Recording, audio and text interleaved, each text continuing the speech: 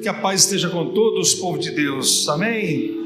Irmãos, hoje é um dia especial, estamos começando o nosso novembro, que é um mês quadrangular. Por isso, eu já pedi para que eles colocassem a bandeira aqui, e hoje nós vamos falar sobre os símbolos da doutrina da nossa igreja. Muita gente pergunta se a quadrangular tem doutrina. Irmãos, o que nós mais temos é a doutrina bíblica, e hoje eu vou explicar para vocês, começando hoje, os significados destas cores e também destes símbolos que estão aqui na nossa bandeira quadrangular. Por isso eu pedi para que eles colocassem e para que você olhasse essa cor vermelha. Alguns de vocês estão vestindo vermelho, né? Eu, por questões de identidade futebolística, não uso vermelho, mas talvez alguns entendam o que eu quero dizer.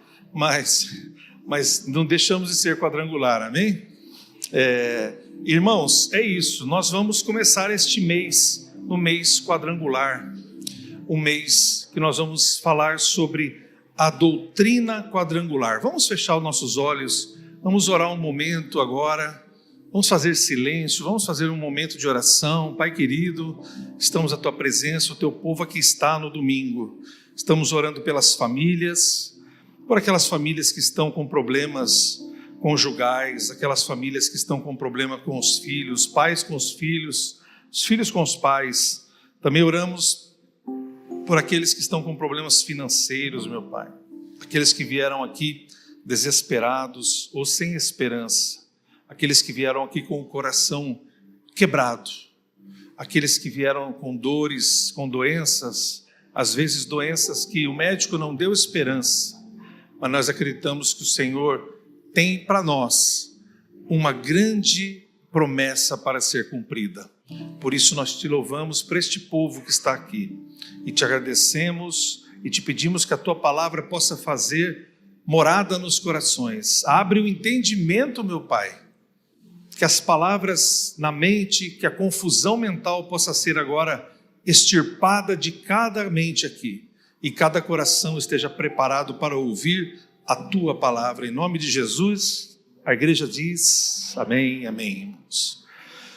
Irmãos, nós temos 5 domingos nesse domingo.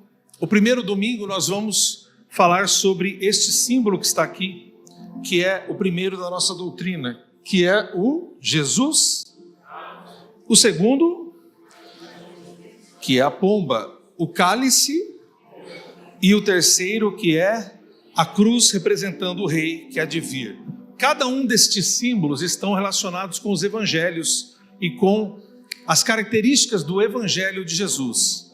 E a nossa querida fundadora, a Aimee Semple McPherson, uma canadense, que morava numa fazenda, põe a foto dela aí, e aos 17 anos, ela, com os pais evangélicos, o pai metodista, a mãe fazia parte do Exército da Salvação, e ela lá no Canadá, em Ontário, ela morando na fazenda, ela começou depois a fazer faculdade, e aos 17 anos ela teve um encontro com a literatura darwinista, com o evolucionismo. E quando ela se choca com o evolucionismo, que é o que acontece com a maioria dos nossos jovens ainda, que vão para a faculdade e se perdem ali no materialismo, no relativismo, e começam a crer nas leis naturais do evolucionismo, do darwinismo, como a maioria dos nossos jovens, infelizmente. Você pode prestar atenção numa coisa, irmãos. O muçulmano, o jovem muçulmano, ele entra na faculdade e ele entra muçulmano e sai mais muçulmano. O jovem cristão entra na faculdade cristão e sai o maior ateu dos ateus. Infelizmente, muitos dos seus filhos e nossos conhecidos entraram na faculdade e nunca mais foram a Jesus. Ela teve esse problema quando ela teve contato com a literatura do Darwin e o darwinismo, o evolucionismo. E até que um dia ela começa a frequentar estava no auge, né, a efervescência pentecostal, o movimento da Rua Azusa estava florescendo e ela participa de uma conferência pentecostal e ali ela é tocada pelo Espírito Santo e dentro do celeiro da fazenda dela, ela tem um contato, um encontro com o Espírito Santo. E a partir depois, quando ela volta naquelas conferências pentecostais, ela se encontra com um missionário e ela vem a casar com esse missionário que dá o primeiro sobrenome dela, o Semple, Robert Semple, ela se converte realmente a Jesus, e Jesus diz para ela que ela iria pregar o evangelho. Então, todas as dúvidas que ela teve na faculdade, no começo, ela teve um chamado com Jesus através da obra do Espírito Santo. Então, esta jovem, nos anos 10, nos anos 20 do século 20, ela começa a se envolver fortemente com a corrente pentecostal, o grande movimento, a grande onda pentecostal que aconteceu no começo do século 20. E ela, em 1º de janeiro de 1923, a data exata da fundação da Igreja do Evangelho Quadrangular, em Los Angeles, já nos Estados Unidos, ela vem a construir esse templo que os irmãos vão ver aqui, que é o Angelus Temple, que está lá nos Estados Unidos com capacidade para 5.000 pessoas. Na época isso era absurdamente grande, né? A Idelbinha teve a oportunidade de visitar, a Dani teve a oportunidade de visitar, eu não pude, estava em outra conferência ali em Los Angeles, e visitaram ali o memorial que tem da IME, e também puderam participar de um culto no templo original. Esse é o Templo dos Anjos, lá em Los Angeles, em 1º de janeiro de 1923. Ela então, baseado na visão do livro de Ezequiel, e também baseado na conjunção com os 4 evangelhos, ela fala sobre o evangelho quadrangular, o evangelho perfeito da palavra de Deus. Amém? Então, irmãos, aqui no Brasil ela foi fundada em 1923 nos Estados Unidos e começou a correr o mundo, e no Brasil nós tivemos o primeiro missionário que trouxe a palavra aqui quadrangular ao Brasil, foi o pastor Harold Williams, um americano que veio em 1951, ele veio descendo pelo Acre, ele desce e vem parar em Poços de Caldas, e ali ele começa a fazer o trabalho quadrangular. Mas o primeiro templo foi construído na cidade de São João da Boa Vista. Alguém conhece São João da Boa Vista? Já viu falar sobre São João da Boa Vista? Aqui no interior de São Paulo. E o primeiro templo está lá, construído por ele e também por um pastor. Veja só, irmãos, um pastor peruano. Os peruanos servem muito para muita coisa, né, irmãos? Para quem não entendeu, tem pessoas que não entendem essa piada. Fica de pé. Vira para lá. Eu sei que a maioria de vocês não vão vê-la, né, por causa do tamanho. A Dani é uma senhora peruana. Então é por isso que eu fiz a piada sobre os peruanos. Tem pessoas que ainda na igreja não sabem disso.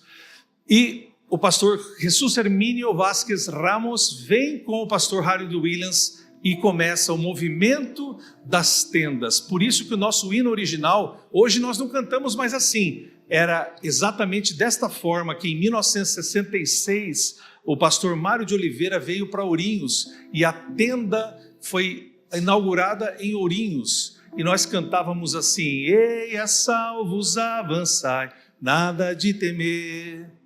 Lembra disso? Vamos firmes batalhar, prontos a vencer, vai conosco, general, nosso bom Jesus, ele nos dará vitória pela cruz. Avante, pois, e sem parar, o evangelho anunciar. Depois a segunda parte diz assim: vamos tendas levantar. Por isso que se canta, e originalmente, vamos tendas, porque a Igreja do Evangelho Quadrangular correu o estado de São Paulo e o Brasil inteiro, inclusive em Ourinhos, criminosamente. Ela foi queimada por um grupo de religiosos, que eu não vou dizer o nome de que religião que são, foi queimada de madrugada por um grupo de pessoas que levaram lá fogo e botaram fogo na tenda. Mas hoje nós temos ali, perto do postão de Ourinhos, o nosso templo original ali na igreja de Ourinhos, de onde eu e Delbinha somos filhos daquele templo, e minha mãe também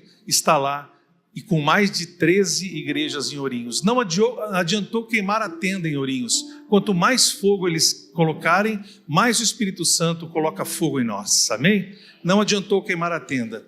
E esta é uma breve história. No último domingo, porque nós temos 5 domingos, o primeiro domingo vai ser para a cor vermelha, amarela, azul e depois roxa. E no 5º domingo eu vou falar sobre a profecia e a visão de Ezequiel com relação à doutrina bíblica da Igreja do Evangelho Quadrangular. Hoje, irmãos, eu quero que vocês prestem atenção, porque vou falar sobre a cor vermelha, dizendo que, na verdade, a maior doutrina de todas as doutrinas bíblicas é a doutrina da salvação. Nenhuma igreja cristã no mundo pode se dar ao luxo de não falar da salvação. O símbolo universal do cristianismo é a cruz. Em todos os lugares que você for, o símbolo das igrejas evangélicas é a cruz. E nós não deixamos de ser cristãos evangélicos porque a cruz está em primeiro lugar na simbologia da doutrina que a Aimee teve a visão lá nos idos de 1920. Por quê? Porque a doutrina cristã da salvação, ela é a doutrina mais importante que existe na Bíblia. Os irmãos podem ler comigo em Lucas 19:10, que diz assim, lê comigo, porque o Filho do Homem veio buscar e salvar o que se havia perdido. Exatamente, irmãos, a doutrina da salvação é a mais importante que nós podemos pregar e extrair da Bíblia, porque toda a Bíblia gira em torno da doutrina da salvação. Por isso que a cor vermelha representa a cruz de Cristo, o sangue de Cristo na cruz do Calvário. E sendo esta a primeira simbologia que nós temos, o evangelho que é relacionado com a cruz de Cristo, na visão da Aimee, com a visão de Ezequiel, é exatamente o livro de Lucas, que apresenta Jesus como homem. Isso que nós temos que entender, irmãos. Jesus era 100% homem e 100% Deus. Por que Jesus veio nos salvar? Porque nós perdemos a relação com Deus no Éden. Nós somos homens e mulheres desgarrados. Nós éramos ovelhas sem pastor. Eu me lembro em João 21, que Jesus, um pouquinho antes de subir, de ser assunto ao céu, ele conversa com os discípulos, ele dá peixe e dá pão, e faz uma pesca, um milagre de mais uma pesca maravilhosa, e Pedro se achega a Jesus, e Jesus pergunta 3 vezes se ele o amava, ele dizia que sim, e diz que sim, e quando Jesus faz as perguntas para Pedro, Pedro, tu me amas 3 vezes, Jesus dá uma ordem para ele, Pedro, apacenta as minhas ovelhas. Os pastores costumam, temos pastores aqui, né? Costumam falar assim, ai, a minha ovelha. Nós podemos até falar. Só que você, irmãos, hoje você que está aqui, membro desta igreja, você é minha ovelha. Mas não é bem minha. Eu tenho só uma procuração, porque vocês são ovelhas de Jesus. Mas Jesus deu a Pedro a permissão e a ordem para que ele pastoreasse as ovelhas dele. É o que os pastores fazem, pastorear as ovelhas. E hoje a Janete me mandou um vídeo muito lindo, eu vou contar para vocês antes de continuar a nossa mensagem.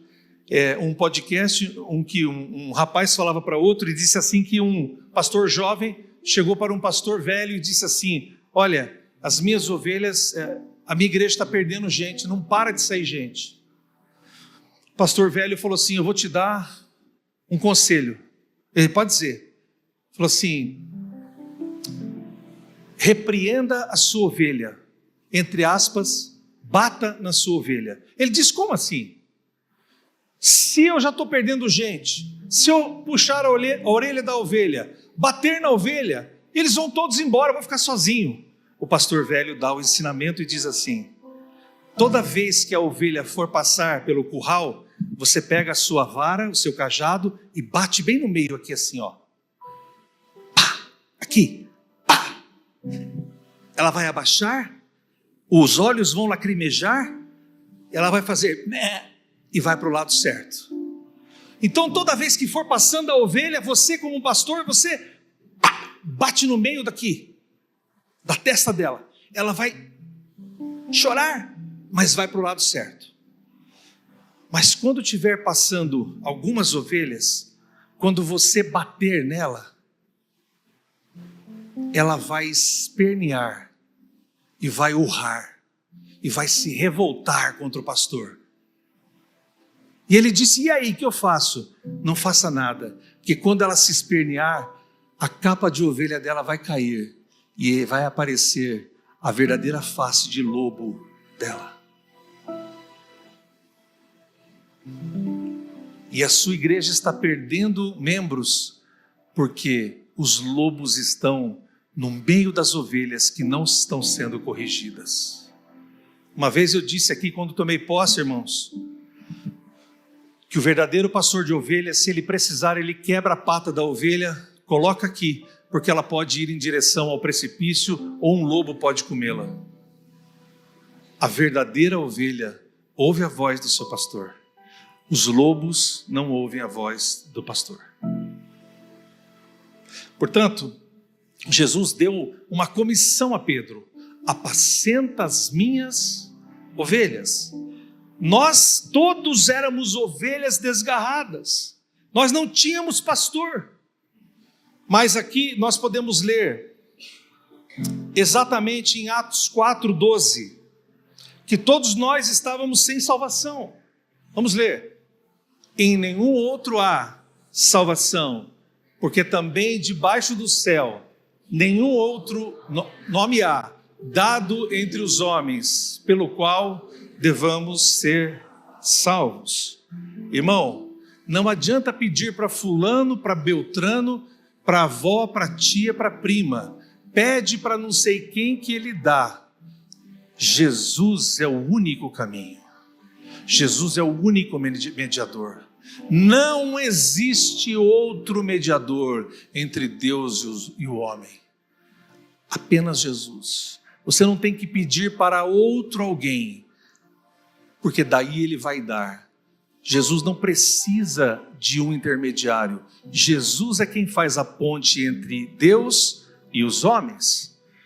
Por isso que nós falamos de salvação, porque em Romanos 5:12, a explicação da doutrina, que é: portanto, como por um homem entrou o pecado no mundo, e pelo pecado a morte, assim também a morte passou a todos os homens. Por isso, todos, quantos pecaram?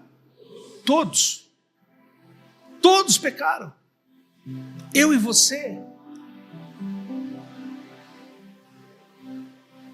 Nós todos pecamos. Paulo deixa muito claro isso.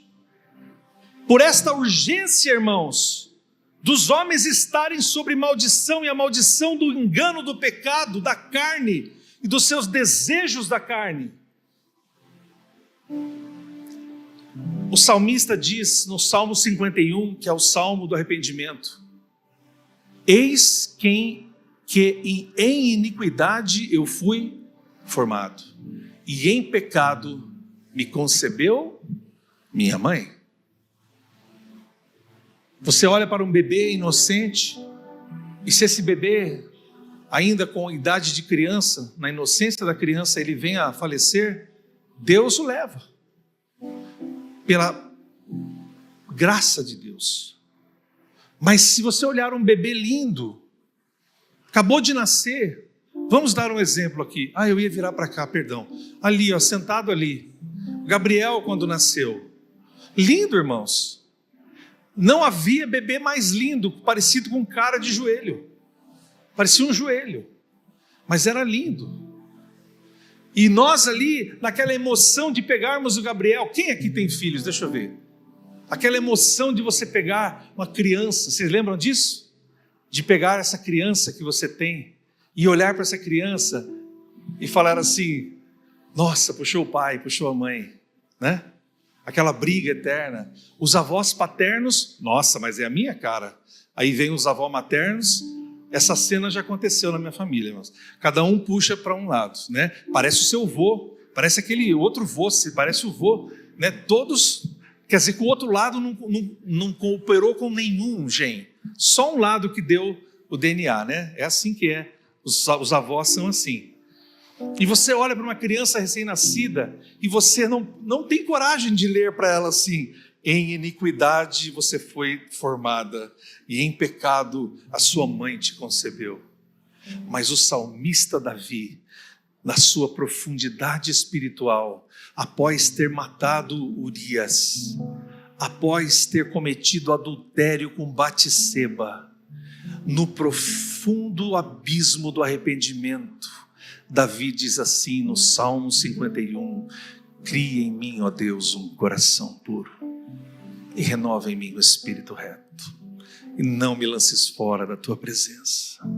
Ele tem coragem de dizer, em pecado me concebeu a minha mãe, porque, irmãos, pela palavra de Deus, nós todos nascemos em pecado. Isto é ponto pacífico, irmãos. Por mais bonitinho que sejam os nossos bebês, eles também estão contaminados com o pecado de Adão. Não há salvação para nós, a não ser que nós estejamos em Cristo. Em Efésios 2, 1, 2, fala sobre a nossa vida passada.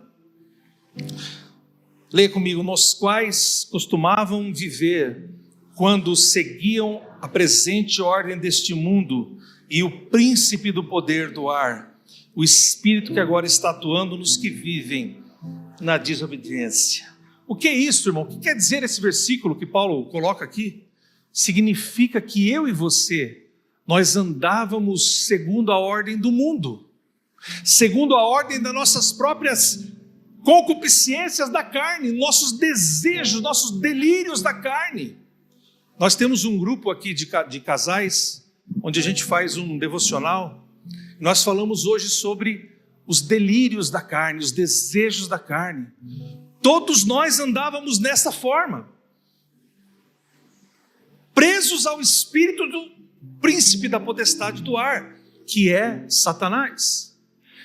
Todos nós estávamos debaixo da botina de Satanás, porque ele é o rei e príncipe deste mundo. Todos nós estávamos obedecendo às ordens de Satanás. Quando nós não tínhamos Cristo, nós estávamos vivendo, seguindo a presente ordem.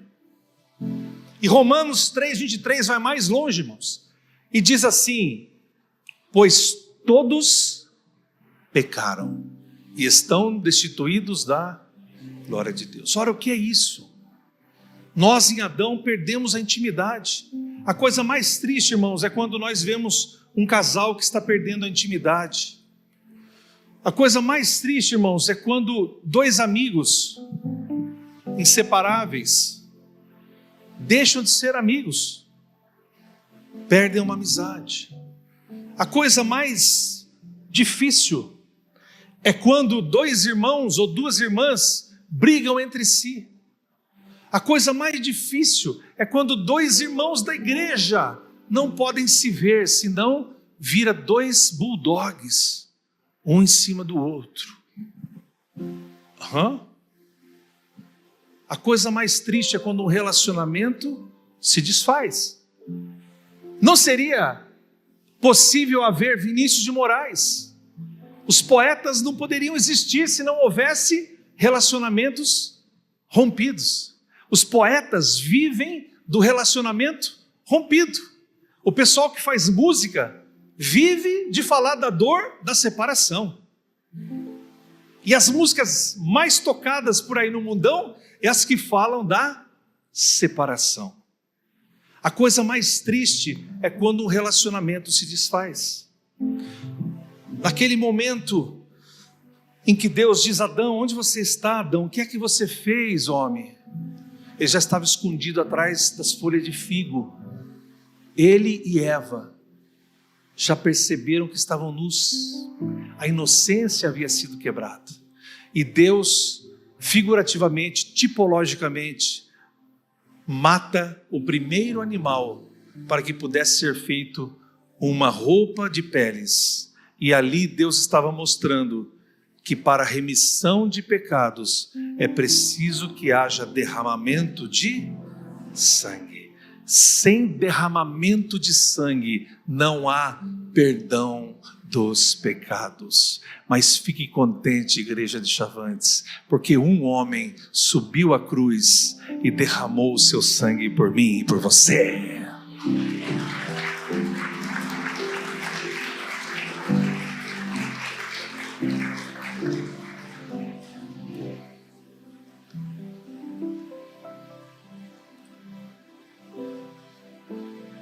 Nós temos aí Hebreus 9, 22, ou nós temos Hebreus 2, 14? Vamos ler. De fato, segundo a lei, quase todas as coisas são purificadas com sangue, e sem derramamento de sangue não há perdão. Por isso, esta cor maravilhosa, irmãos, que está na nossa linda bandeira, a bandeira quadrangular, em mais de 140 países. No Brasil nós temos mais de 2 milhões de membros. Esta cor vermelha significa Jesus morrendo por nós e se entregando na cruz. É por isso que aquela cruz é vermelha, é por isso que esta faixa é vermelha. E é por isso que o ministério de Jesus como homem, ele é retratado no Evangelho de Lucas, onde Jesus tem a sua vertente homem exposta naquele evangelho. Agora nós temos Hebreus 2,14. Portanto, visto que os filhos são pessoas de carne e sangue, ele também participou desta condição humana, para que por sua morte derrotasse aquele que tem o poder da morte, isto é, o diabo. É Deus quem tira a vida e quem concede a vida, mas o diabo tem poder de nos encaminhar para a morte. É isso que o livro de Hebreus está dizendo.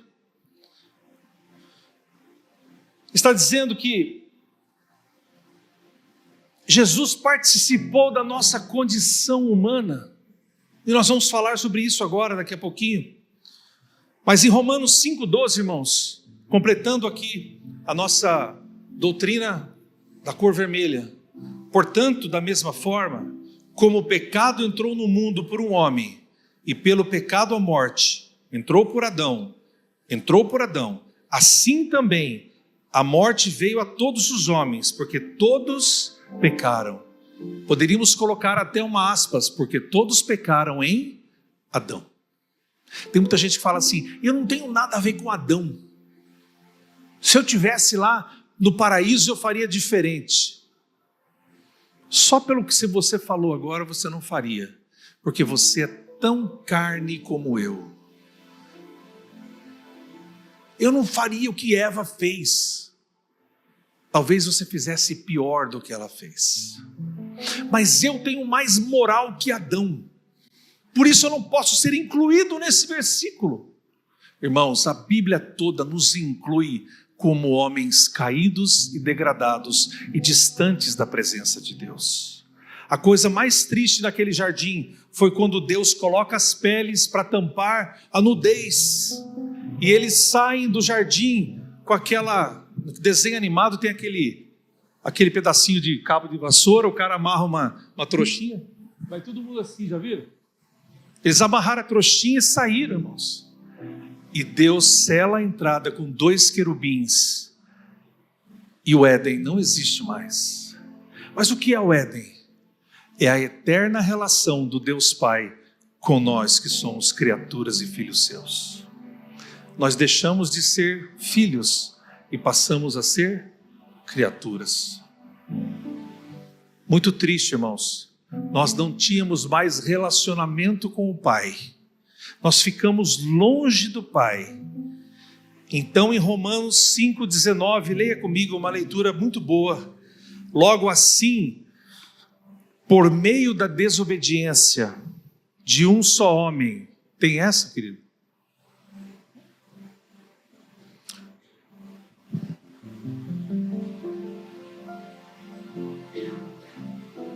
Logo assim, como por meio da desobediência de um só homem, muitos foram feitos por causa de Adão. Assim também, por meio da obediência de um único homem, Jesus, muitos serão feitos justos. A lei foi introduzida para que a transgressão fosse ressaltada.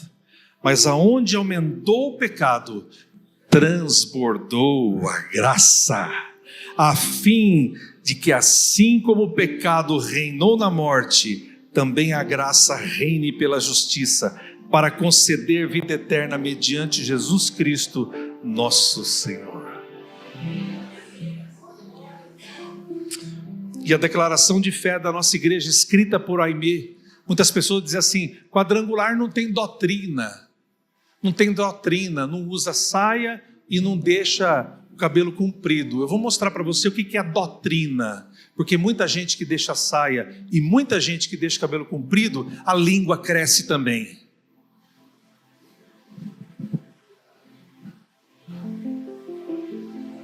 Você acha que eu tenho medo? Vocês acham que eu tenho medo? Não é todo mundo, mas muita gente que deixa crescer coisa, a língua cresce numa projeção geométrica. Tem um desenho que o cara abre a boca e cai a língua, né? Que desenho que é esse? O Máscara. Cai a... É aquele tipo de língua. O que é uma doutrina, irmão? É uma verdade extraída da Bíblia. O que a nossa fundadora diz? Vocês vão ver se é bíblica ou não a nossa igreja. Vamos ler. Cremos que a salvação dos pecadores é inteiramente que não temos justiça alguma ou bondade em nós mesmos, por onde procurar o divino amparo, havendo de nos lançarmos, portanto, a inabalável misericórdia e amor daquele que nos comprou e nos lavou no seu próprio sangue, clamando méritos e a justiça de Cristo, o Salvador, firmados na sua palavra, aceitando o livre dom do seu amor e perdão. Isso é uma doutrina. Isso está ligado à doutrina da salvação. E por que Lucas fala que Jesus era homem? Ressalta a humanidade. Porque Jesus é o único que tem uma característica. Deus Pai, que é Espírito e vive em luz inacessível, Pai das luzes, a quem ninguém nunca viu senão o Filho. O Espírito Santo é Espírito, é o que está dentro de nós agora morando. Quem tem aqui o Espírito Santo de Deus? Mas Jesus, ele é diferente. Era para todo mundo aplaudir, mas não aplaudiram, tudo bem. Jesus, ele é diferente.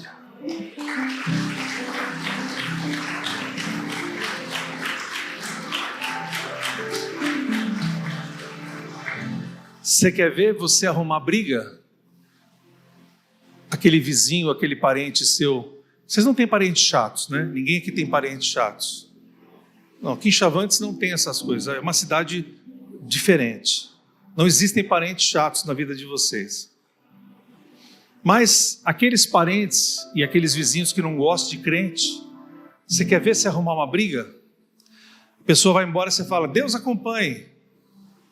A pessoa vai embora. Agora você diz para ela assim: Jesus que te acompanhe. O cara se arrepia. É só falar o nome Jesus e todos os demônios se arrepiam. Aqueles vizinhos endemoniados se arrepiam. Sabe por quê? Porque Jesus, ele é diferente. Jesus, ele é a rosa de Saron. Ele é o lírio dos vales, a resplandecente estrela da manhã.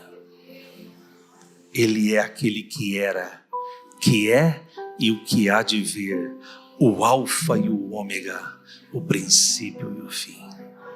Ele estava no começo na criação e estará no final, quando descer do céu montado num cavalo branco.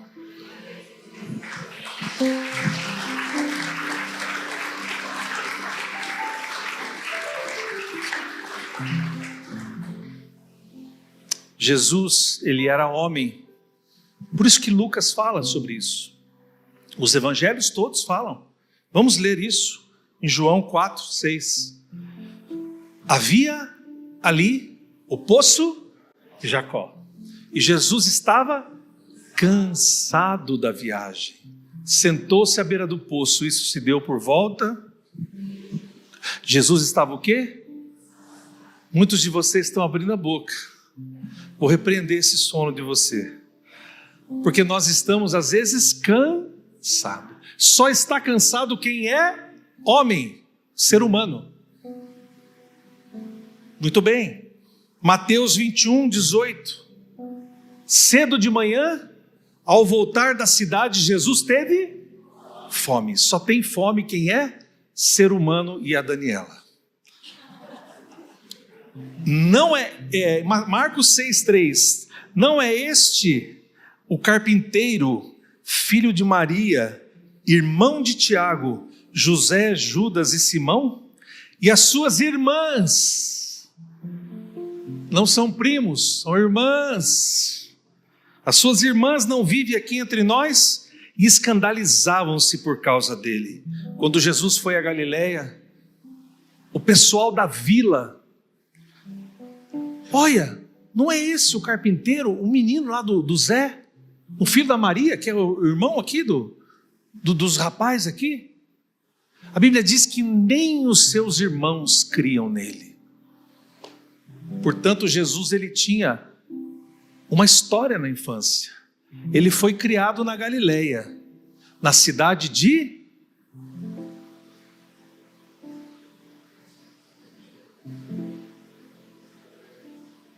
É sério, irmãos? Esse é o principal culto da igreja. Ele foi criado na cidade de... Nazaré. Fala mais alto. Na cidade de... Ele é o Jesus Nazareno, que era da Galileia. O filho do Zé e da Maria, carpinteiro.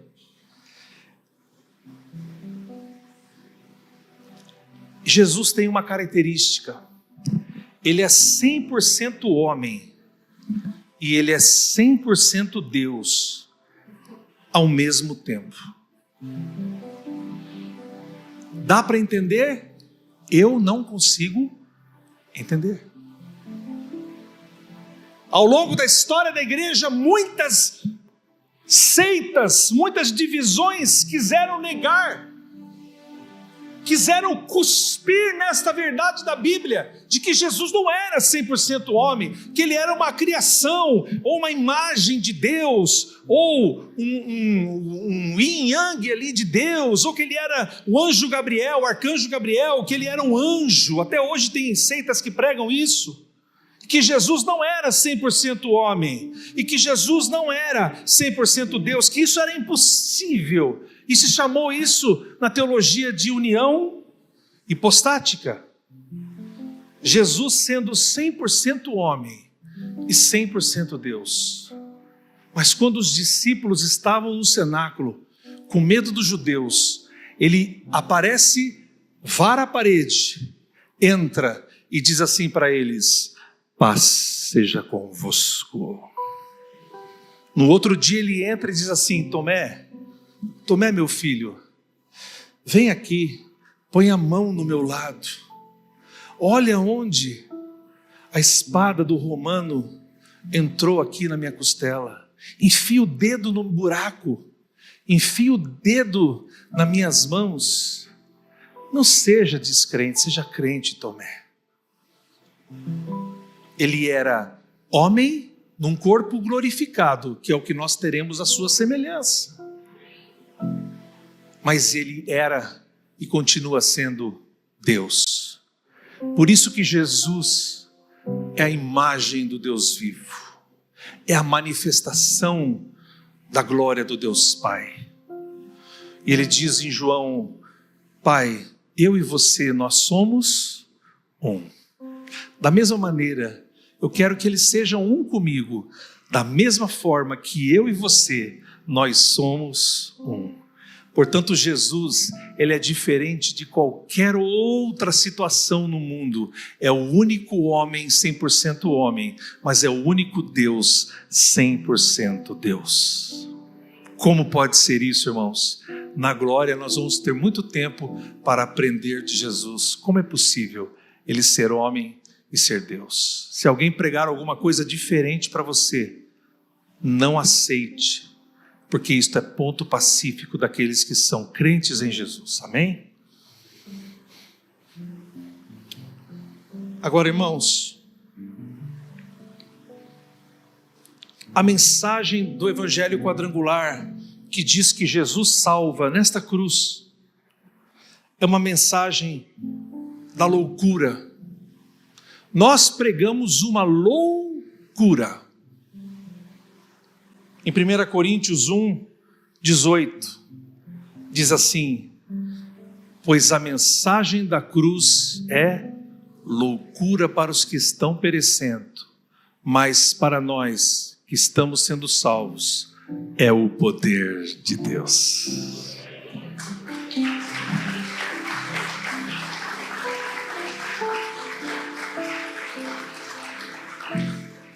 Eu sei que você já pregou para muitos dos seus parentes, amigos, e eles acham que você é louco, sim ou não? Quantos aqui já tiveram essa experiência de que o pessoal da sua família acha que você é louco? Você prega, e a pessoa, imagina, não, mesmo, para com isso, papo de crente. Sabe por quê, igreja? Porque eles que estão perecendo, indo diretamente ao inferno, para eles toda a mensagem da cruz é uma loucura, mas para nós que estamos indo lá para Jerusalém, é o poder de Deus na nossa vida. O Evangelho é o poder de Deus. Diga assim: o Evangelho é o poder de Deus para a salvação. Eu me lembro que Paulo, no livro de Atos, ele vai até Atenas e começa a conversar. Para quem não sabe, irmãos, Paulo era um homem extremamente rico e extremamente educado. Facilmente ele falava mais de 5 línguas. Ele era um homem da cidade de Tarso, ele era um judeu helenista. O que era isso? Era um judeu que tinha uma visão também do mundo grego, que estava fora de Jerusalém. Ele era um homem que tinha estudado aos pés de Gamaliel, que era um mestre, era um rabino da escola de Hilel. Muito provavelmente, alguns teólogos dizem que Saulo estava sendo preparado para substituir Gamaliel. Tamanha inteligência e capacidade. E ele era um homem que conhecia o mundo romano e grego. Ele chega em Atenas, fala sobre o Deus desconhecido. E a Bíblia diz que eles não deram muita bola para a pregação de Paulo. Sabe por quê? Que para os gregos e gentios daquela época, os homens que não eram judeus, principalmente para os gregos, a mensagem de um carpinteiro pobre, subindo numa cruz, torturado, rasgado, moído, esbofeteado, e que morreu arrebentado numa cruz, era uma loucura. Porque os gregos viravam para Paulo e diziam assim: Paulo, nosso Deus é Zeus, Deus dos deuses. Nós temos Afrodite, nós temos Dionísio, nós temos Apolo, nós temos Poseidon, o Deus dos mares. Como que um pé rapado, pobre, morre torturado, estraçalhado numa cruz? O que é isso, Paulo? Como esse cara é Deus?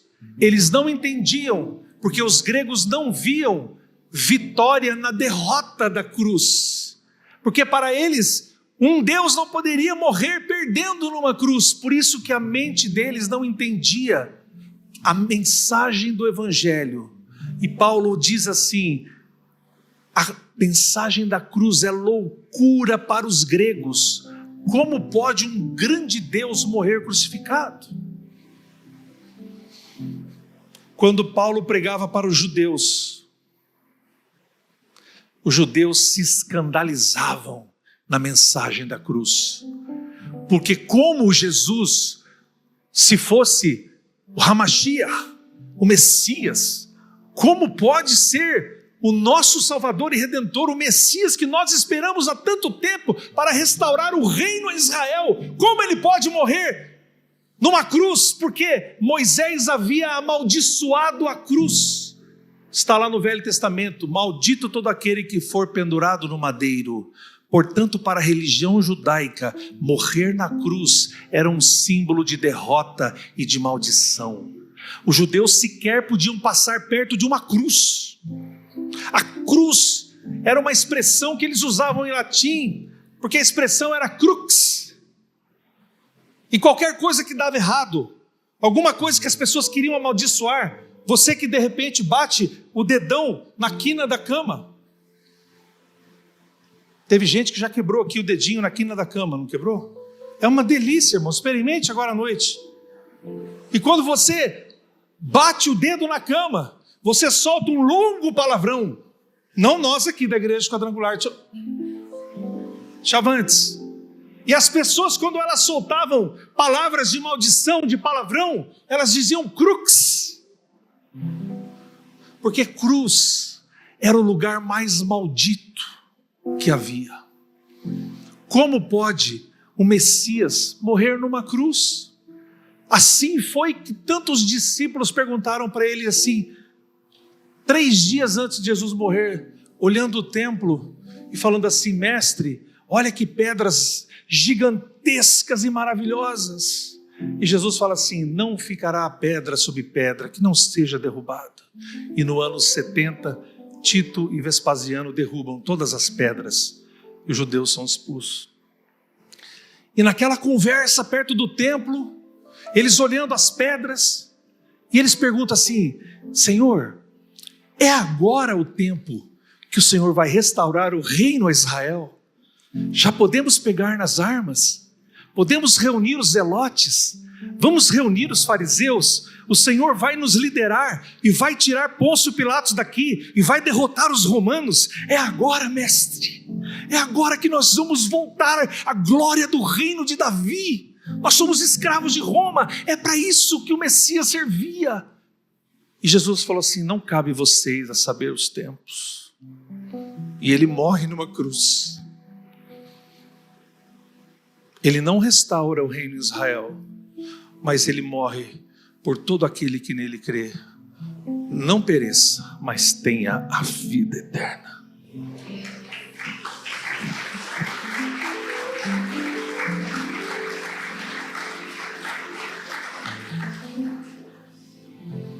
E eu vejo, irmãos, quando a gente vai pregar para alguns religiosos, eles se escandalizam na mensagem do Evangelho. Quando nós vamos pregar para algumas pessoas que são pessoas que não creem em Deus, que desprezam a Bíblia, eles fazem assim para a gente, ó.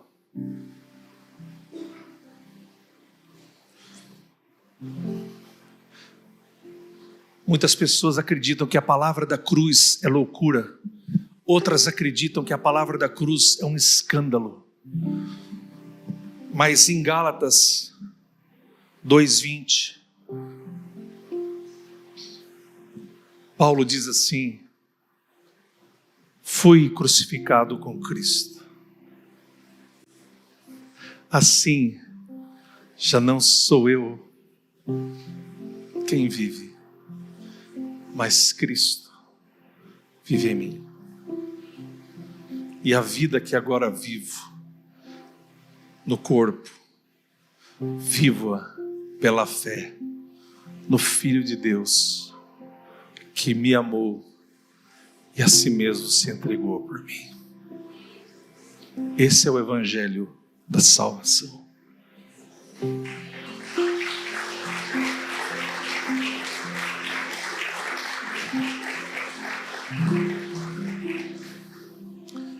Esse é o Evangelho de Jesus Cristo, o nosso Senhor. Já não sou eu quem vivo, mas Cristo vive em mim. E a vida que agora vivo, vivo-a pela fé no Filho de Deus, que me amou e se entregou por mim. Nós não cremos que a mensagem da cruz é loucura. Nós não cremos que a mensagem da cruz é escândalo. Nós cremos que a mensagem da cruz é a salvação para nossas almas e nossas vidas. É por isso que nós estamos aqui. É por Jesus, é para Jesus e é para sempre por Ele, para Ele e são todas as coisas. Paulo, na sua imensa sabedoria e inspiração do Espírito Santo, faz um poema, um cântico, um hino ao Senhor, que diz: ó profundidade da riqueza e da sabedoria e do conhecimento de Deus, quão insondáveis são os teus caminhos, impenetráveis os teus juízos. Quem conheceu a mente do nosso Senhor? Quem primeiro deu a Ele e depois recebeu? Porque dele, por Ele e para Ele são todas as coisas. Amém. Meu querido, hoje nós vimos e terminamos a primeira doutrina quadrangular, que é Jesus salva. Nenhuma mensagem é mais poderosa que a mensagem de Jesus Cristo. De manhã eu disse que um grupo aqui dos meninos da igreja que são muito apaixonados por Jesus, Gabriel, Medina, você também está no grupo? Samuel, eles estavam discutindo no WhatsApp técnicas de convencimento para as pessoas que estão nesta grande religião que nós temos aqui no Brasil, que vocês muitos vieram dela. E eles discutindo técnicas para falar sobre os dogmas, bater de frente contra os dogmas e pregar os dogmas protestantes, evangélicos. E eu ouvi e gostei porque são moleques apaixonados por Jesus. E Jesus vai transformar todos vocês lá em pastores.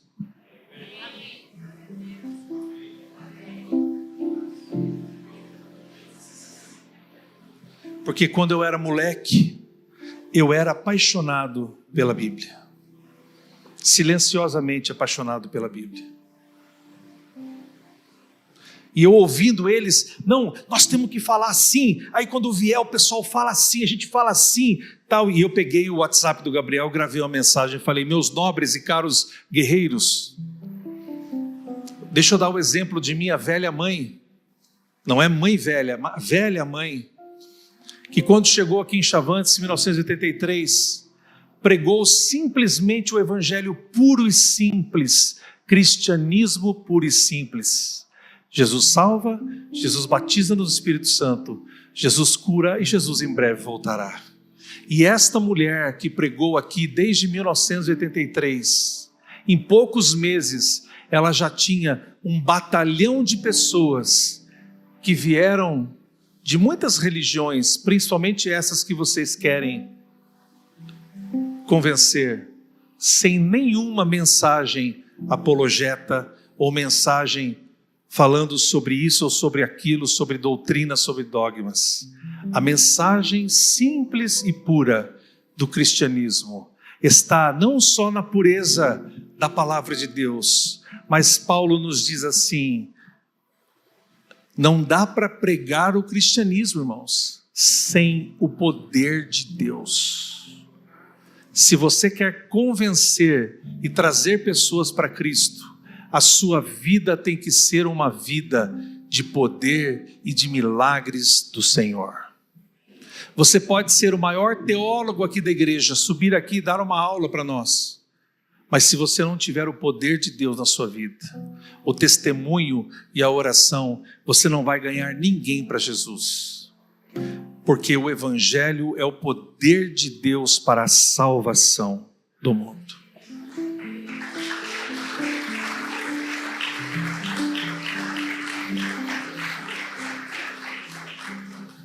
O que salva as pessoas é o seu exemplo, é a vida de santidade e de poder e de convencimento, porque você é uma nova criatura. Os cristãos convenciam os outros e eles se convertiam pelo exemplo, muito menos do que palavras, mas mais exemplo. Amém, igreja? Será que nós temos o exemplo para dar aqui na cidade de Chavantes? Será que a sua vida é um exemplo? Será que todos nós somos um exemplo? Vamos pensar nisso. Hoje, irmãos, nós fechamos a cor vermelha. Semana que vem nós vamos ter uma linda mensagem sobre a cor amarela. Vocês podem vir de amarelo. Tem bastante gente de vermelho aqui, né? Bonitinhos de vermelho. Vocês podem vir de amarelo. E aí, sucessivamente, azul, roxo. Vocês podem vir. E nós vamos ter uma linda explicação da doutrina quadrangular com relação ao que os evangelhos falam sobre o Espírito Santo. E no final, no último domingo, nós vamos ter uma passagem incrível sobre a visão de Ezequiel e o que ela tem a ver com a nossa doutrina. Feche seus olhos, querido, abaixe sua cabeça. Grande Deus e eterno Pai, nós te agradecemos porque hoje nós podemos pregar livremente a mensagem do Evangelho. Nós podemos dizer ao mundo que Jesus é o nosso Senhor e Salvador. Nós podemos dizer ao mundo com o coração aberto que o Senhor Jesus veio para salvar, para buscar aquele que se havia perdido. Que nós possamos ser testemunho aqui em Chavantes, na nossa região, nas nossas casas. Nós possamos fazer com que as pessoas olhem para nós e vejam que há algo diferente em nós, que é a vida de Cristo Jesus em nós. Apesar de nós sermos pecadores e falhos, mas o Senhor habita em nós através do Teu Espírito Santo. Te louvamos em nome de Jesus. Amém. Meu querido, você que nessa noite foi tocado por essa palavra, se você nunca recebeu Jesus, você pode vir aqui, eu vou fazer uma oração por você. Mas você que já é de Jesus, você que já é cristão, já é crente, se você se sentiu tocado nessa palavra, eu quero orar com você aqui um minuto. Então você pode vir enquanto nós vamos cantar, para orar juntamente comigo aqui.